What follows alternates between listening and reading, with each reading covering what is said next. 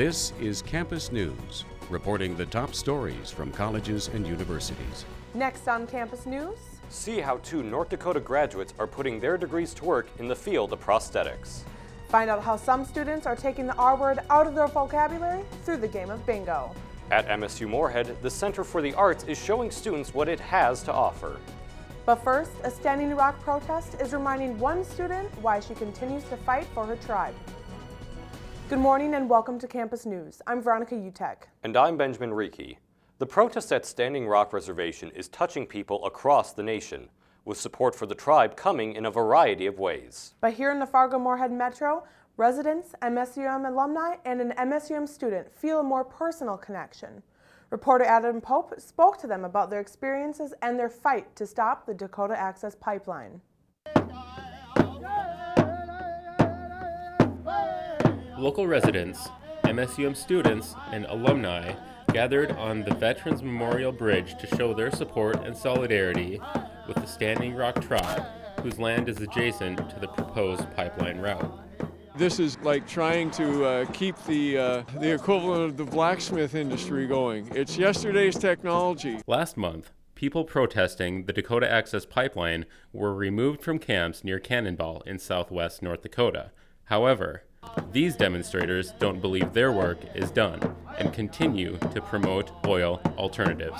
We need to get on with other forms of energy so we don't have to be continuing to do these things that pollute the environment. MSUM junior Brianna Bradley is from the Standing Rock Reservation. What I believe is the main argument that has remained steady throughout it all is that the pipeline will break and it will affect the water in a way that is not totally irreversible, but it will take a long time to get it back to anywhere close that the environment was in before it happened. She is the only student from Standing Rock at MSUM and says that makes it difficult to relate to other students about Native American issues. Because it's like, do you want to chance having that confrontation if somebody's not on your side? And just trying to deal with school in general, because school's hard. Although not from Standing Rock, these community members have gathered to support Brianna and her tribe. With photographer Ben Reiki, Adam Pope, Campus News. The Dakota Access Pipeline is being built by Energy Transfer Partners and expected to be completed within the next month. A dispute at a college campus rally has put a professor on leave. College Republicans at California State Fullerton held a conservative-based rally on campus, where anthropology professor Eric Kanan allegedly hit at least 2 students. The school has launched an internal investigation and suspended him for his actions.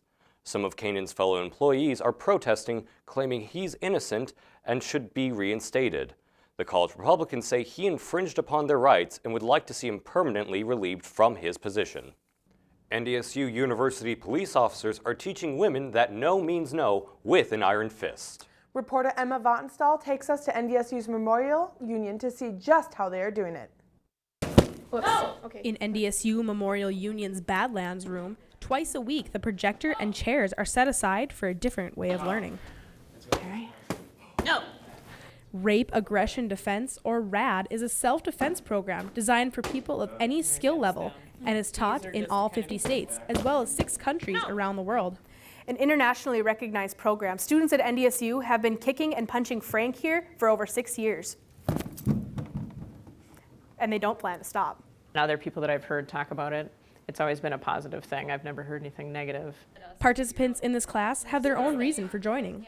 I had some experiences where I wasn't able to defend myself, and now that I'm in college, I want to know what to do. I want to show them that, hey, I can do this. I can defend myself. At NDSU, RAD is empowering women by teaching them to help themselves. I mean, obviously we have sexual assaults and they happen on all the different campuses.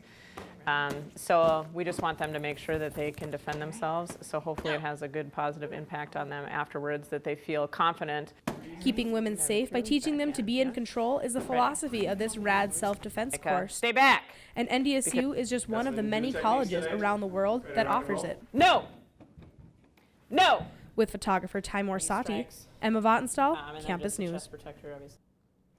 This course was designed specifically for NDSU women students, but a staff and faculty course will be offered in late May of this year. Veterans returning to college may find it challenging in many ways, but there are changes being made to ease the transition for those serving our country. The Veterans Resource Center at MSUM is helping veterans slip into their student roles with things like financial aid and filling out admissions paperwork. Veterans say it's great coming to MSUM because they take care of you during what some say is a frustrating time. Gail in the registrar's office, who's just a lifesend, just took care of everything for me, really, to be honest, because I ran a bunch of problems. And then Aaron over at the Veterans Resource Center just helped me out a lot too. And MSUM in general really did help me out. Next week on Campus News, we'll introduce you to a student veteran who spoke with us about the difference between school and military life and what MSUM has done to help ease that transition. Hey Ben, who do you think will find a job first, a graphic design major or a biology major? Well, Veronica, I'm glad you asked. According to the National Association of Colleges and Employers, students with a liberal arts degree may not be as successful compared to a student with a more traditional degree. But reporter James McCarty found out that might not be the case. Troy Nellis, director of the Career Development Center, thinks that liberal art majors are better off in their profession right out of college than students in other majors. The reality is a liberal arts major can go into any employment field they want. Nellis said that he meets with about 10 liberal arts students every week, and some are surprised with how much help they get.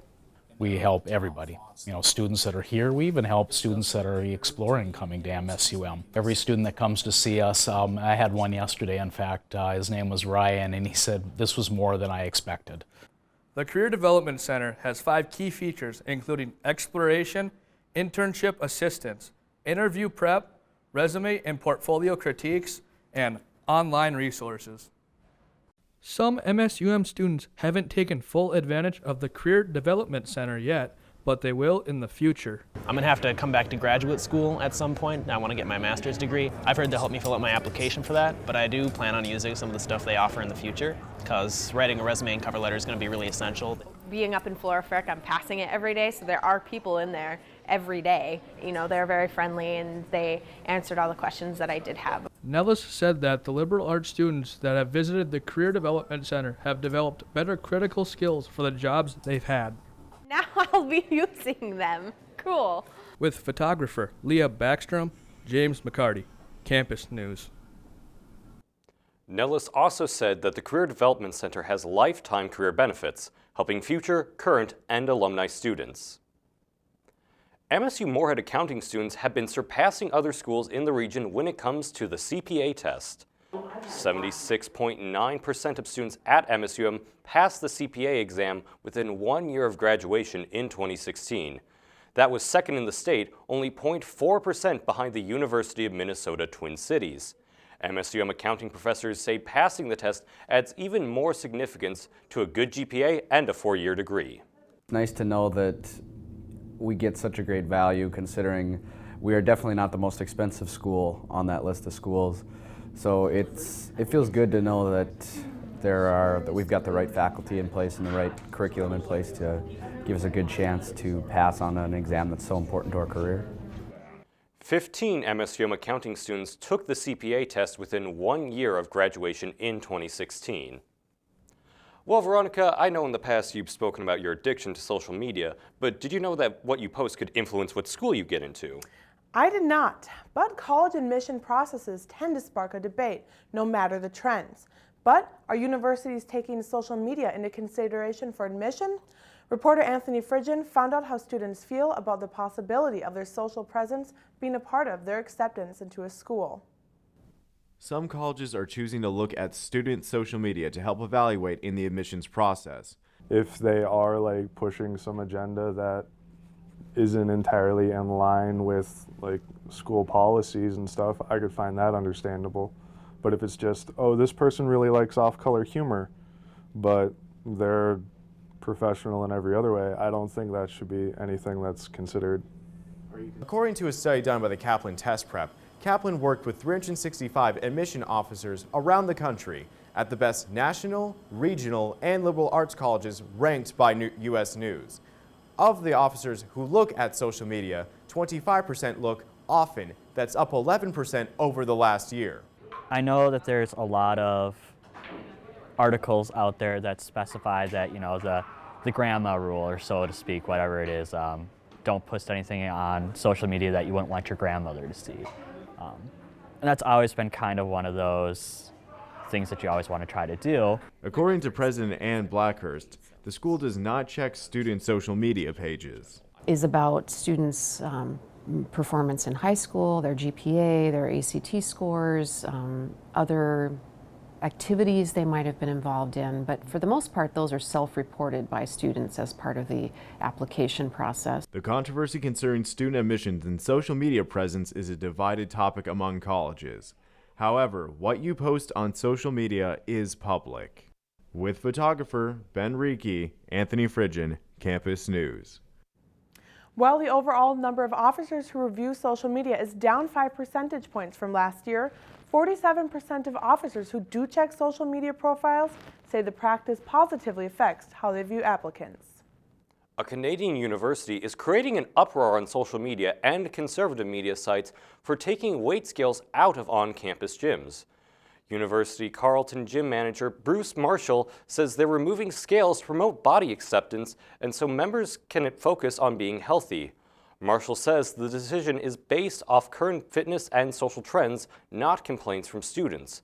A conservative website posted a story calling the decision pathetic. It's been shared on Facebook over 20,000 times.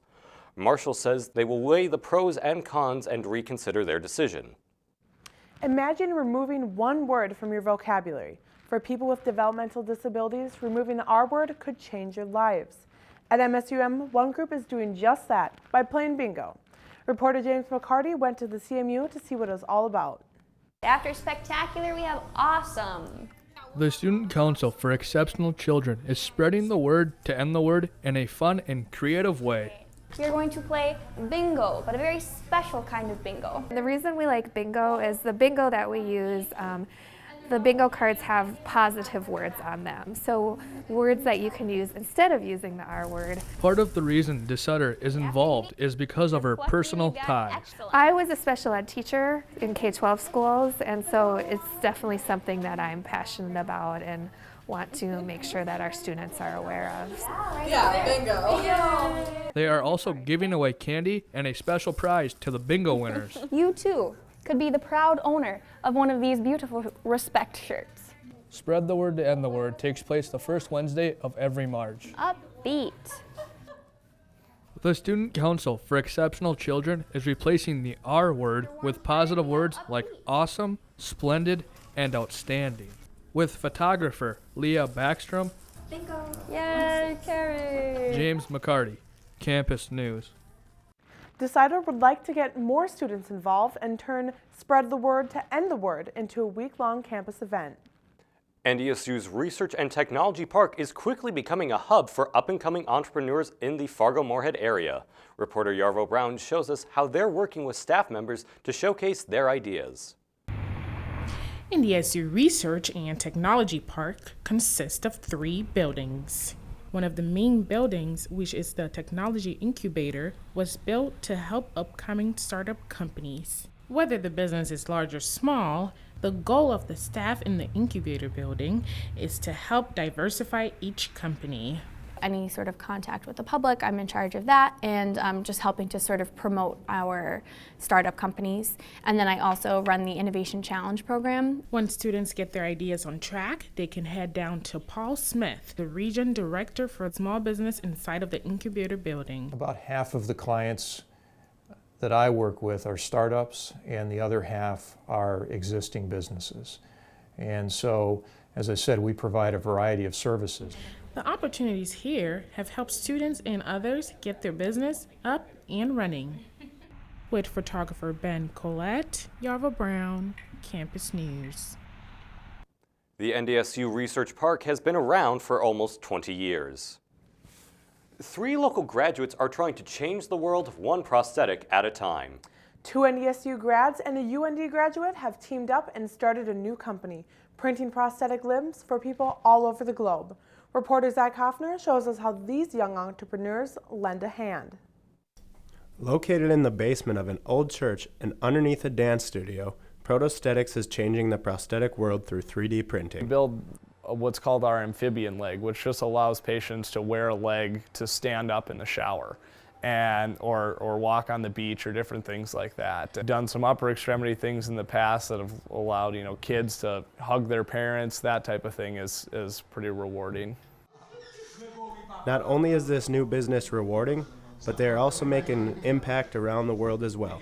In January, company founder Cooper Beerschild traveled to Haiti to help amputees regain their hope of walking one day. However, as simple and innovative as it seems, the business still has plenty of hurdles they face. Yeah, so a lot of challenges, mainly around the fact that 3D printing has been the buzzword in this industry for a really long time, and a lot of people have tried it and had a bad experience. Although there are more challenges that lie ahead, right now, Protosthetics has expansion on their mind. With photographer Veronica Utek, Zach Hoffner, Campus News. Protosthetics has won multiple Young Entrepreneurship Awards and are looking to relocate in Fargo, North Dakota. A University of Minnesota professor is taking memorization to a whole new level. Dan Knights developed a poem to help remember the first 2,000 numbers of pi. Knights says he can currently rattle off the first 100 numbers from memory. Knights says pi has always been interesting to him, and he's been working on memorizing the whole sequence since he was in high school. The annual Spring Scholarship Gala at MSUM is hosting a mystery wine sale. You can donate a bottle of wine to help support a student. The bottle must cost at least $20 or more. If you are unable to purchase wine or are out of state, you can send a check to MSUM Alumni Foundation. They will buy a bottle for you, and all the money goes toward scholarships based on merit, academics, and athletic achievements. Wine donations will be accepted through March 31st. Showcases galore filled the Center of Arts as students and professors showed off their departments in A Night at the CA. Reporter Tyler Ziegler takes us through his visit of MSUM's art department. There you go. Beautiful music, colorful art, and delicious smells filled the Great White Hall as guests entered MSUM's Center for the Arts to get a little taste of what the art department has to offer. From there, you just drove forward. A lot of people don't realize this building is literally hopping 24 hours a day. And hopping it was. The event features a showcase in almost every room of the building, and we were able to visit as many as possible. Night at the CA is where you can come and just see all of what the arts program has to offer. Here tonight at the CA, you can do things like play the steel drums, good, get a caricature drawn of yourself, play with pottery, and even record a live ensemble. This is a spatial paper. The painting, the sculpting, and the music were not the only things that guests attending learned about.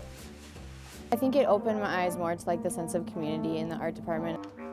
The art department is one big family, but that family wants to remind other students of one important thing. We have a place for everybody here to do the arts.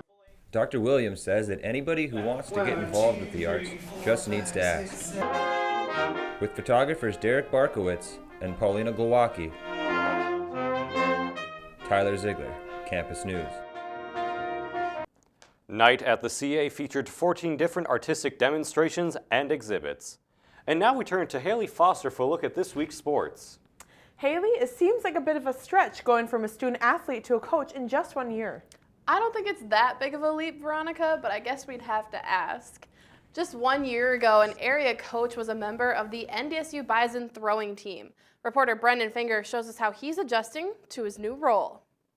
It's practice time for a group of throwers at Concordia College. Brandt Berghuis is settling in as the new throws coach for the Concordia track and field team. Being around the sport for so long, Berghuis says there was something that made him want to continue being around the sport.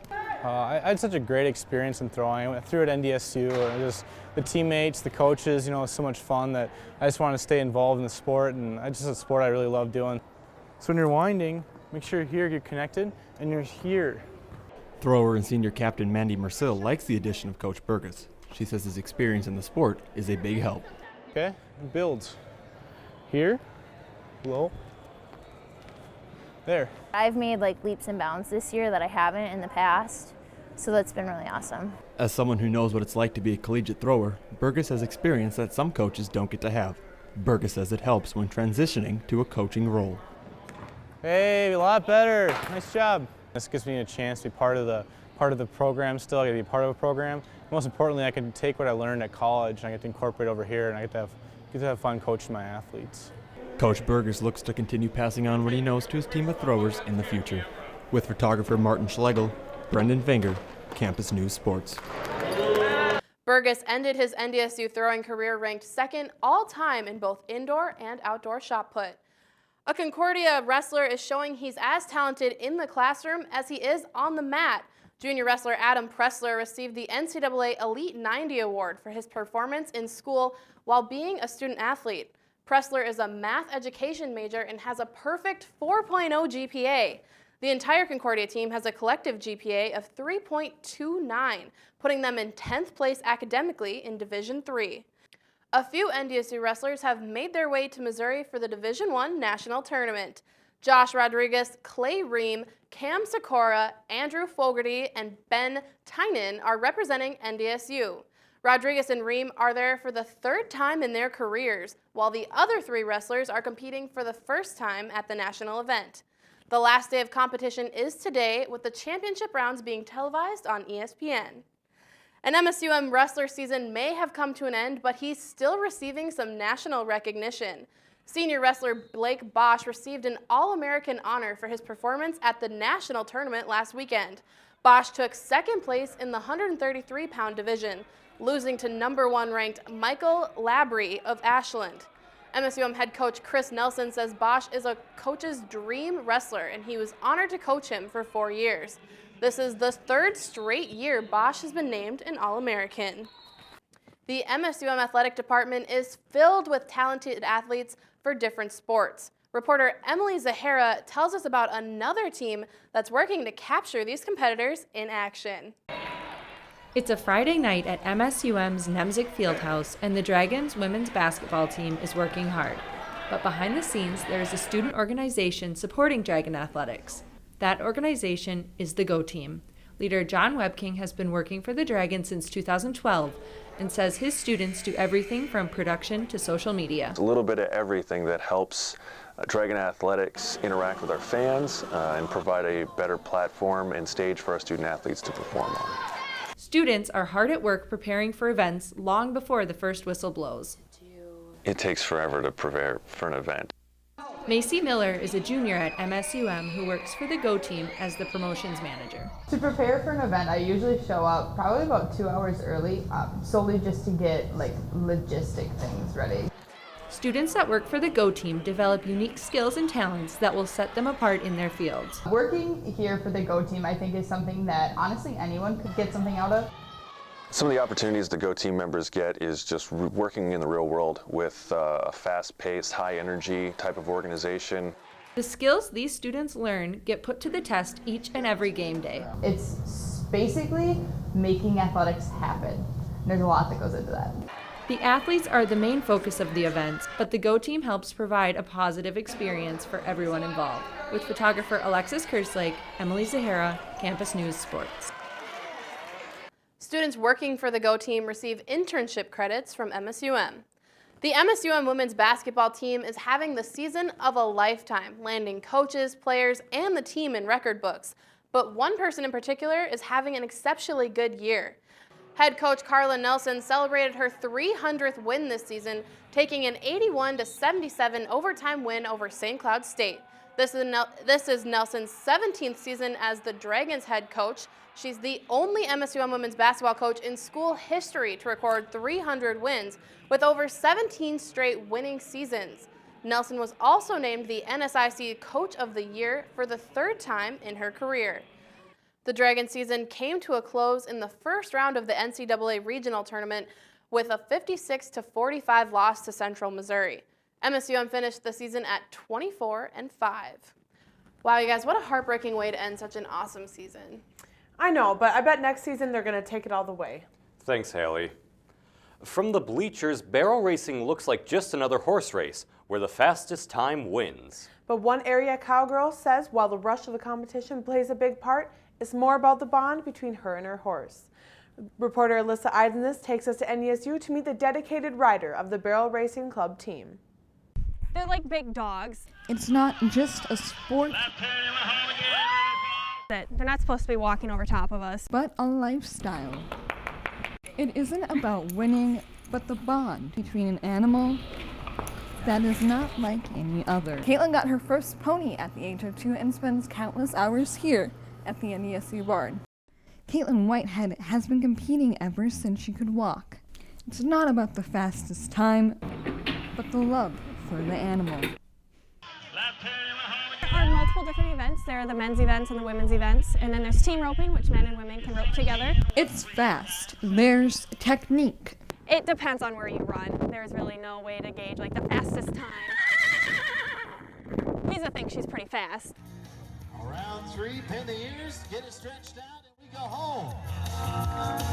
15-19. Caitlin comes out here every day, even though it takes time and dedication to win. Her routine is to feed them, clean their stalls, and give them water, and even give them some tender, loving medical care. At the end of the day, it's the passion of the game and the love that is shared between two best friends. Alyssa Eidsness, Campus News. The NDSU Barrel Racing Club has 14 riders on their team. And that's it for this edition of Campus News. We leave you with another look at the night at the CA. Thanks for joining us and have a great week.